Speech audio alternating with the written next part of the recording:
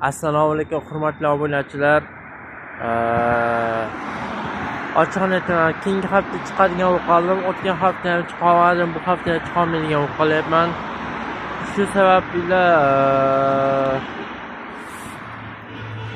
25-yanvar kuni soat 18:00 dan ish faoliyati Yandexda boshlanadi. Hurmatli obunachilar, ming bor uzr so'rayman. Kamina kamtara ko'z ojiz dastlabki ba'zi sabablarga ko'ra ishga chiqa olmayapti. Ya'ni kolodis voqeasidan keyin umuman imkon bo'lmayapti.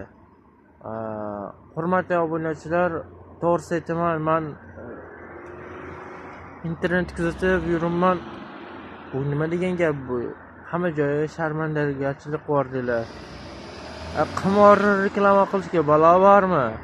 Qancha odam uyini kuydirib yuborsizlar, qancha odam uyiga zarar berib yuborsizlar.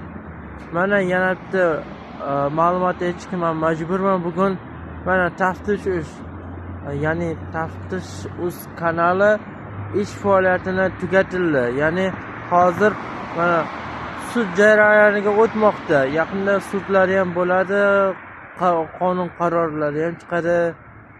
Bitta o'sha yerda ukamiz bor, ukamiz endi bilmayman nima bo'ladi. Alloh ko'rib turguvchi, endi Alloh o'sha odamga insof bersin. Iloyim mushkulni oson qilsin. Mana 5 yil beradi deyilyapti. Men o'zim shaxsan shug'ullanib ko'rdim bu masala bo'yicha.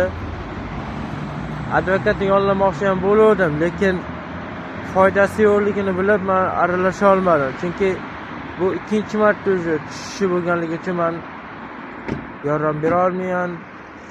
Mayli o'rtoqlar, hamma o'zining taqdirini o'zi hal qiladi. Alloh peshonasiga yozgandan qochib qutulolmaydi. Mana shu o'tgan yil ham bir oycha qiynaldim. Hurmatli obunachilar, ko'z ojiz dastlabki 25-yanvar soat 18:00 dan ish boshlanadi. Yo'q, 26-yanvar ekan. Hurmatli obunachilar, xayr, sog' salomat bo'linglar o'rtoqlar. Keyingi hafta ko'rishguncha.